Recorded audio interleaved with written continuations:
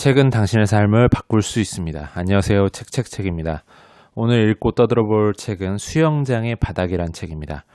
홍익 출판사에서 나온 책이고 앤디 앤드루스라는 사람이 지은 책입니다. 이 앤디 앤드루스는 폰더시의 위대한 하루라는 책으로 굉장히 유명해지신 분이고요. 미국에서 가장 영향력 있는 인물 중에 한 명으로 꼽혀온 사람이라고 합니다. 그래서 베스트셀러 작가이자 방송인, 세계적인 규모를 자랑하는 기업들의 전문 강의자로 활동을 하고 계시고 팟캐스트로도 되게 유명하게 되신 분이고 여러 가지 그 자기계발이나 동기부여 쪽에서 좀 입지를 굉장히 잘 다지신 그런 분이라고 볼 수가 있겠습니다. 네, 이 책은 인생을 살면서 좀 얻을 수 있는 지혜에 대해서 얘기를 하는 책이라고 볼 수 있겠는데 총 4파트로 나뉩니다. 첫 번째, 당신이 죽을 때까지 시도조차 하지 않은 일이 무엇이 있나, 이런 것들을 이제 이 앤디 앤드루스의 생애에서 이제 얻었던 지혜들을 좀 얘기를 해주고 있고, 어린 시절에 당신이 이렇지 않았다라는 챕터에서는 우리가 정말 알아야 할 것들, 그리고 상상력에 대한 부분, 이런 얘기들이 나오고 있고요. 파트 3의 세상에서 토마토를 제일 먼저 먹은 사람이, 이 부분에서는 이제 먼저 시도하고, 그러니까 남들이 안 하는 것들을 해나가는 그런 개척자적인 정신, 그런 것들을 좀 강조하는 그런 챕터라 볼 수 있겠고, 파트 4, 문제를 피하는 건 잡초를 피하는 것과 같다라고 해서 좀 마무리하는 그런 느낌으로 본인이 생각했던 인생에서의 그런 성공 비결이나 지혜들을 정리하는 그런 챕터라 보시면 될 것 같습니다. 명확하게 이 책에서 언급하는 거는 이 제목에 나와 있어요. 수영장의 바닥이란 얘기인데 무슨 얘기냐면, 어릴 때 앤디 앤드루스가 이제 친구들끼리 뭔가 이렇게 물속에 들어갔다가 점프를 하는, 제자리에서 서전트 점프라고 하는데 이렇게 점프를 하는 그런 놀이를 많이 했는데 누가 더 높이 뛰느냐라 그 높이 뛰는 걸 경쟁을 했다고 해요. 근데 그 높이 뛰는 방법이 기존에는 이제 들어가서 점프하면서 이제 뭐 키가 크다든지 아니면 좀 신체적으로 우월한 아이들이 이제 좀 점수가 높았는데, 어떤 친구 한 명이 수영장의 밑바닥까지 완전히 디든 상태에서 점프를 확 뛰어오르는 그 방법을 통해서 1등을 했다라는 일화를 밝혀주고 있고, 그 일화를 통해서 깨달은 게 있었다는 거죠. 아무도 생각하지 못했던 방법이었다는 거예요. 기존에는 그냥 공중공중 이렇게 다니면서 점프하면서 뭐 예를 들면 뭐 신체적인 조건이 좀 차이가 있다든지 하는 걸로 이제 미루어 생각해서 나는 쟤를 이기지 못하겠다라는 게 이제 선입견으로 작용했었다면, 어떤 한 친구가 수영장의 바닥까지 몸을 완전히 잠수시켜서 바닥을 딛고 내려서 그 반동으로 점프해 올라가는 그 방법은 정말 새로운 방법이었고 아무도 시도하지 않았던 방법이어서 진정으로 인생에서 성공하기 위해서는 남들이 바라보지 않는 그런 심연의 밑에 부분까지 내려가서 남들이 시도하지 않는 것들을 직접 한번 해봐야 된다라는 그런 내용이 제일 주된 내용으로 나오는 책이라고 볼 수 있겠습니다. 되게 가볍게 읽으실 수 있는 책이고, 읽다 보면 되게 좋은 내용들이 많기 때문에 좀 나의 그런 뭔가 성공에 대한 부분들, 아니면 더 열심히 살아야겠다에 대한 부분들이 되게 고치되는 그런 책이라 볼 수가 있겠습니다. 네, 여기 나오는 케빈이라는 아이가 그 수영장의 바닥에 발을 딛고서 완전히 새롭게 게임의 룰을 바꿔버린 그 친구라고 볼 수 있겠어요. 케빈은 우리가 당연시하며 누구도 의심하지 않았던 게임의 룰을 완전히 바꿔버렸다. 어찌 수영장의 아이들 뿐이겠는가? 우리는 세상이 정해놓은 원칙에 불만을 느끼면서도 그것을 거스르는 노력을 하기보다는 고분고분 순응하며 살아간다. 눈에 보이는 사실에 도전하는 것은 그만큼 고생이 막심한 일이기 때문이다. 네, 그래서 저자는 이런 자신의 친구인 케빈의 도전에 삶의 원칙이 좀 존재한다라고 이렇게 생각한다고 합니다. 어른이 되고도 이제 한참 뒤에도 이제 그런 생각을 하지 못했다고 했는데, 이 원칙이 우리 삶의 대부분을 지배한다는 사실을 알게 돼서 이 책을 쓰게 되었다는 얘기가 나옵니다. 우리가 이렇게 어떠한 한계를 뛰어넘으려 할 때, 다시 말해서 이제 기존의 원칙을 좀 깨트리고 새로운 세상을 향해 도전할 때 얻게 되는 결과에 대해서 너무도 이제 인생에 큰 영향을 미치는데, 그렇기 때문에 저자는 이런 얘기를 하고 싶다는 얘기를 합니다. 수영장의 바닥을 박차고 오르듯이 자신이 알고 있는 통념의 틀을 깨라고 얘기합니다. 그 성공은 바로 그 지점부터 시작이라는 것이죠. 네, 이 이야기는 밥 비먼이라는 멀리뛰기 선수가 있었는데, 이 선수가 정말 위대하게, 정말 멋진 그런 포즈와 실력으로 전혀 상상할 수 없을 만큼 위대한 기록을 세웠다고 해요. 어떠한 한 경기에서. 근데 그 이후에 다시는 그 기록을 이제 자신의 기록을 경신하지 못했다고 합니다. 그래서 그 부분에 대한 이야기가 나옵니다. 하지만 사람들은 비먼이 다시 해낼 수 있을까요? 라고 물었고 이에 대한 대답은 반드시 그렇다여야 했습니다. 왜냐하면 비먼은 이미 해낸 경험이 있기 때문이죠. 비먼이 일생에 단 한 번만 그 거리를 뛸 수밖에 없었던 이유는 무엇이었을까요? 그것이 단순히 신체적 한계 때문일 리는 없습니다. 그는 이미 전 세계와 자신에게 실력을 입증해 보인 것이기 때문에 자신의 신체에 그러한 능력이 있음을 보여주었기에 이제 가능성 있는 유일한 문제는 그의 마음에 형성된 장벽이었다는 것이죠. 이 마음에 형성된 장벽 때문에 다시는 예전에 그 달성했던 위대한 기록을 근처까지라도 가지 못했던 그런 안타까운 일이 있었다는 겁니다. 그 뒤 비먼은 다시 한번 능력을 발휘하려고, 그러니까 다시 한번 자신의 기록을 경신하려고 자신의 마음을 자극하고 또 자극했지만 결코 거기에 근접한 기록을 세울 수는 없었다고 합니다. 그 이후에 선수 생활 동안 그의 마음이 끊임없이 나는 할 수 있어, 뛸 수 있어, 뭐 이런 마음을 먹었지만 그 기록적인 날의 멀리뛰기 기록은 신과 키스한 행운이자 유니콘과 행운의 뭔가 상징이죠. 유니콘과 마주친 아주 특이한 케이스였다고 말했다. 그가 말했다는 겁니다. 그가 이미 비먼이 그렇게 생각하고 있었다는 거예요. 그때 뛰었던 그 좋은 기록은 정말 뭔가 행운이고 신이 나한테 갑자기 힘을 주신 것이고 정말 특이하게 정말 운이 좋은 특이 케이스였다라고 생각을 하고 있다는 거예요. 그것이 바로 마음의 장벽이 작용했다는 거죠.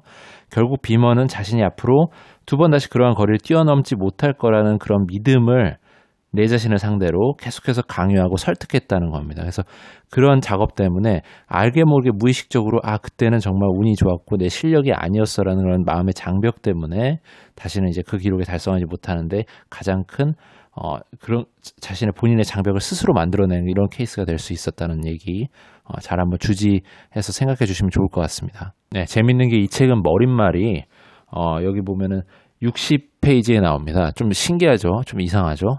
약간 이상하게 느껴지시죠?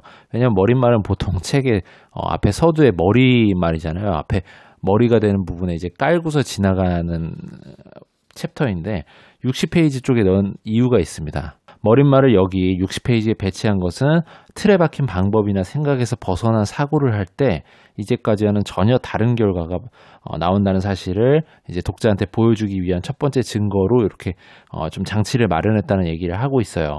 항상 우리가 해오던 방식으로 최고가 될 수 없다는 것은 이미 우리가 이 책을 읽기 전에도 알고 있었던 부분인데, 그래서 저자는 성공으로 가는 원칙에 대해서 거기까지 가는 행동의 비밀에 대해서 그냥 지식으로만 알고 있기보다는 이렇게 실제적으로 이 책의 장치를 통해서도 저자의 의도를 알아차렸으면 하는 생각에서 이렇게 머릿말을 중간에 배치했다는 것이죠. 그러니까 수영장의 바닥을 딛고 뛰어오르는 그 남들이 안 했던 그 새로운 시도, 틀에 박히지 않은 새로운 시도가 성공을 여는 또 아주 중요한 포인트가 되는 것이기 때문에 항상 우리가 그렇게 고정관념으로 언제나 누구나 생각할 수 있는 그런 스테레오타입의 방정식을 좀 밀어두고 정말 그 심연의 깊은 마음속으로 들어가서 이것을 내가 달성하고 성공하기 위해서는 어떻게 해야 될 것인가를 고민하면서 남들이 생각하지 못했던 그런 방법들을 찾아내서 한번 시도해 봐야 된다는 그 얘기를 하고 싶은 겁니다. 그래서 머릿말을 이렇게 남들이 독자들이 일반적으로 생각하지 못하는 이렇게 중간에 넣었다라는 걸 볼 수 있습니다. 이 부분은 이제 저자만의 삶의 기준에 대한 부분인데 되게 좀 디테일한 부분이 세부적인 내용이긴 한데 도움이 될 것 같아서 한번 보겠습니다. 첫 번째, 새로운 일과 그에 따른 인간관계가 나의 가정생활에 지장을 주지 않아야 한다. 2번, 내가 상대방을 좋아할 수 있어야 한다. 1년 내내 까다롭거나 무미건조한 사람들과 일하기엔 인생이 너무 짧다. 3번, 그리고 나만의 기준에 들어야 한다. 이 부분은 이제 나중에 좀 나옵니다. 밑에 부분 한번 보겠습니다. 당신은 뭔가를 배우기 위해 다른 사람의 말에 귀를 기울이려는 노력을 충분히 하고 있는가? 당신은 세상에 무엇이든 배움의 상대가 될 수 있다는 점을 알고 있는가? 당신은 마음이 열려 있는가? 그렇다면 얼마나 열려 있는가? 당신은 적극적인 상상력과 호감 가는 유머 감각을 가지고 있는가? 당신은 이미 성취한 최고 수준 그 이상이 있다는 걸 생각해 본 적이 있는가? 당신은 얼마나 멀리 갈 수 있는가? 얼마나 멀리 생각할 수 있는가? 당신은 진실을 발견하기 위해 지금 알고 있는 사실을 기꺼이 뛰어넘을 수 있는가? 저자는 이러한 조건이 충족되어야지만이 시간을 허락해서 만남도 갖고 서로 간에 뭔가 협업을 할 수 있는 그 기준으로 삼는다고 합니다. 네, 저자는 이런 얘기도 하고 있습니다. 성공을 원한다면 시도하고 또 시도하고 계속해서 시도하라는 얘기를 하고 있죠. 목표를 정하고 어쨌든 열심히 시도를 해야 된다는 얘기를 하고 있습니다. 실패자라고 하는 거는 성공에 대해 공상만을 일삼거나 막연히 성공의 순간이 오기를 그냥 멍하니 그렇게 기다린 사람을 말하는 거죠. 다른 사람의 시도로 많은 것을 우리가 알게 되었다 손 치더라도 먼저 시도해서 결과를 얻은 그 사람보다 못한 결과를 얻을 거라는 얘기를 하고 있습니다. 그 순간에도 자신만이 할 수 있는 시도를 시도하라는 얘기, 계속해서 시도하라는 얘기를 하고 있죠. 그 끝에는 우리가 생각하는 결과가 기다리고 있을 것이니 계속해서 도전하고 시도하라는 얘기를 하고 있습니다. 그것이 바로 성공을 가기 위한 제일 첫 번째 조건이 되지 않을까라는 생각입니다. 여기 한 일화가 나오는데 한번 보겠습니다. 아주 옛날 일인데 1분도 안 되는 시간 동안 일을 하고서 1만 달러를 받아낸 정비공이 있었다고 합니다. 무슨 얘기냐면 어느 아침에 어떤 그 공장에 사장님이 기계가 고장나는 바람에 다른 모든 기계들이 멈췄다는 소식을 받고서 이제 기계를 고쳐야 되는 상황에 직면한 거죠. 그래서 기술자를 불렀는데 이 기술자가 가만히 의자 위로 올라서서 여러 가지 것들 기계들을 좀 보고 한참 동안 들여다보더니 펜치를 들고 작은 육각형의 나사에 갖다 대서 살짝 반바퀴 돌렸더니 모든 것이 다 정상으로 돌아왔다. 금방 고쳐졌다라는 얘기를 하고 있습니다. 그렇게 그 기술자가 고치고 나서 이제 이런 얘기를 한 거죠. 사장님이 이 기술 이렇게 고쳐주셔서 감사한데 얼마를 드릴까요? 하니까 1만 달러입니다. 라고 해서 사장이 사색이 돼서 묻는 거죠. 말도 안 되는 소리 하지 마라. 딱 1분 그냥 반바퀴 그 나사를 돌렸을 뿐인데 무슨 너 한 게 뭐가 있어? 나사 하나 돌린 것 뿐이잖아. 라고 얘기했는데 이제 이 기술자는 이렇게 청구서를 써서 보여준 거죠. 나사 한 개 돌리기는 5달러인데 어떤 나사를 돌려야 할지 알고 돌리는 방향을 알고 얼마나 돌려야 하는지를 알고 있는 게 나머지 9,995달러라서 10,000달러를 나한테 주어라 라는 얘기를 하고 있습니다. 네, 되게 재밌는 일화죠. 우리가 흔히 그 피카소와 관련된 일화 중에 그런 게 또 기억나시는 분이 있을 거예요. 어떤 그 스케치를 그려줬는데 피카소가 막 슥슥슥슥 그려줘서 이제 딱 줬는데 가격을 물어보니까 엄청 비싼 가격을 불렀다고 하죠. 그래서 이 그림을 살려던 사람이 야, 너 이렇게 아무리 너가 피카소지만 이렇게 쉽게 간단히 이렇게 스케치를 해서 한 것도 이렇게 비싸게 받을 수가 있냐, 말도 안 되는 가격으로 뭐 이런 식으로 얘기를 했는데 거기에 이제 피카소가 내가 이 그림 요 간단한 스케치를 그리기까지는 2, 30년에 걸친 나의 그런 뭐 노력이 있었다. 뭐 이런 식으로 얘기를 했었다는 그런 일화를 저도 들었던 기억이 나서 요 비슷한 내용이죠. 그래서 한번 여기 또 이어서 한번 보겠습니다. 그가 작업한 시간이 1분 정도였지만 기술자는 1분 정도 작업을 했지만 최대한 빨리 기계를 작동시킴으로써 손실을 최소화할 수 있게 만들어준 거죠. 우리가 중요한 한 가지를 자기 것으로 만들기 위해서는 꼭 쓸모가 있을지 없을지 모르는 많은 것들을 알아야 되고 그 많은 것들을 알고 나 것으로 만들기 위해 노력을 해야 된다는 겁니다. 그래야지만 그 중에서 이제 중요한 한 가지를 진짜 내 것으로 가질 수 있다는 내용인 거죠. 그러니까 우리가 그러니까 중요한 것만 해야지. 예를 들면 파레토의 법칙이라고 해서 뭐 2대 8로 중요한 2에 집중하고 8은 버려 이게 아니라 파레토의 법칙도 20%가 효과를 발휘하려면 나머지 80%에 해당하는 것이 베이스로 깔려져 있어야 된다는 얘기를 하고 있는 거예요. 우리가 어떤 공부를 하더라도 중요한 핵심 원리를 이해하고서 그거에 대한 문제를 풀기 위해서도 나머지 기초적인 개념이나 여러 가지 것들을 다 알아야 되는 것처럼 핵심적이고 중요한 것만 할 수가 없는 상황이 있습니다. 왜냐하면 전체적인 걸 봐야 되고 중요한 것이라는 걸 그 전체를 알고 있기 때문에 그게 중요한 걸 알게 되는 지점이기 때문에 꼭 무언가 중요하고 핵심적인 걸 알기 위해서는 나머지 것들이 중요하지 않음을 알아야 된다는 얘기가 정말 중요한 부분인 것 같습니다. 그래서 우리 노자의 사상 중에 보면 무용지용이라는 사상이 있는데 쓸모없는 것을 알므로써 쓸모있게 되는 걸가 무엇인지 안다는 그런 의미거든요. 이게 마찬가지 얘기입니다. 내가 무엇이 중요한 건지를 알려면 무엇이 중요하지 않은 여집합이죠. 어떻게 보면. 역으로 생각해서 무엇이 중요하지 않은지를 알아야지 중요한 게 뭔지가 나오게 되는 것이 되겠죠. 그래서 여러 가지 생각들을 해볼 수 있는 지점이 되지 않을까 하는 생각을 해봅니다. 이 부분은 좀 학원 같은 느낌인데 어찌 보면 성공의 제일 중요한 그 팩터가 아닌가 싶어서 말씀을 드려보고 싶습니다. 누구나 성공을 꿈꾸지만 현실은 매일 아침 일찍 일어나서 마음속의 꿈을 착실하게 이루어나가는 사람만이 성공을 맛본다. 남들보다 2배, 3배로 돈을 많이 벌고 싶은가? 그렇다면 당장 일어나서 남들보다 2배, 3배로 뛰어라. 정말 단순한 얘기인데 하기는 정말 힘든 거죠.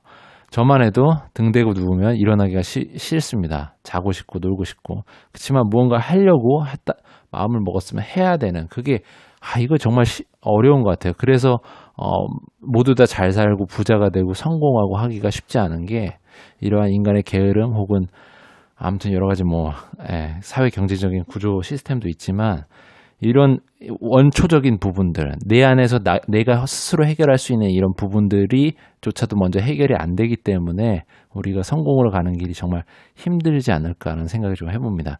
쉽게 생각하면 정말 쉬운 것 같기도 한데 막상 행동에 옮기면 되게 어려운 부분이고 또 사회를 살다 보면 되게 놀라운 것들이 진짜 재능이 있는데 재능이 있음에도 불구하고 놀라운 재능이 있음에도 불구하고 정말 노력하지도 최상으로 하는 사람들이 일견이 있거든요. 그런 사람들 보면 정말 놀랍고 그런 사람들 때문에라도 범인인 나로서는 진짜 더 2배, 3배 해야지 비슷하게 혹은 그 밑에 수준까지라도 따라갈 수가 있겠구나라는 생각에 아무튼 여러 가지 생각을 해보면서 저도 살고 있는 것 같습니다. 네, 이 부분은 거의 이제 막바지에 이르는 챕터인데 저자도 이제 성공을 위해서는 상상력에 대한 부분, 생각에 대한 부분, 어떤 생각을 하며 살아가는가 이런 부분들을 되게 중요하게 얘기를 하고 있거든요. 당신은 자신의 생각을 스스로 선택할 능력을 타고났다. 그렇기 때문에 너의 생각을 너가 생각해라. 너 생각하는 대로 살게 된다.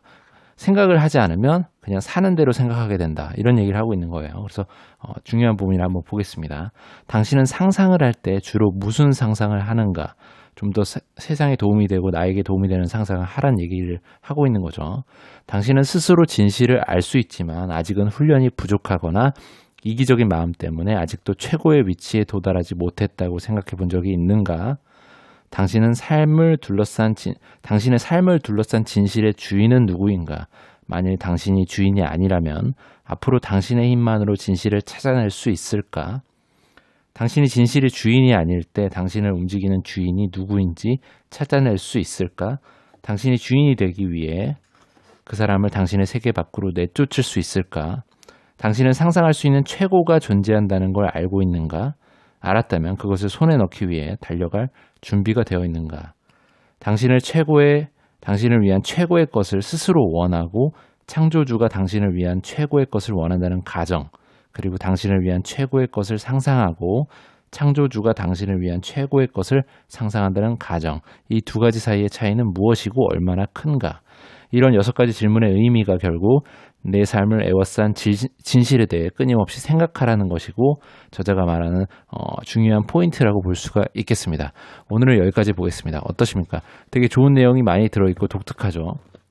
제목 자체가 수영장의 바닥이어서 이게 무슨 내용이지? 좀 궁금증을 불러일으키는 제목인데 많은 인생의 지혜, 성공의 비결들이 잘 정리돼서 이 사람의 이 앤디 앤드루스의 저자의 생애 어렸을 때의 추억들을 통해서 이제 비추어 보면서 계속해서 이제 그런 성공의 비결들을 끌고 나가거든요, 이야기를. 그렇기 때문에 재밌게 흥미롭게 읽으시면서도 많이 남는 것들이 있는 그런 책인 것 같습니다. 신간이고요. 굉장히 유익하게 보실 수 있는 책입니다. 도움이 되셨거나 유익하셨다면 구독과 좋아요 부탁드립니다. 오늘은 여기까지 하겠습니다. 감사합니다.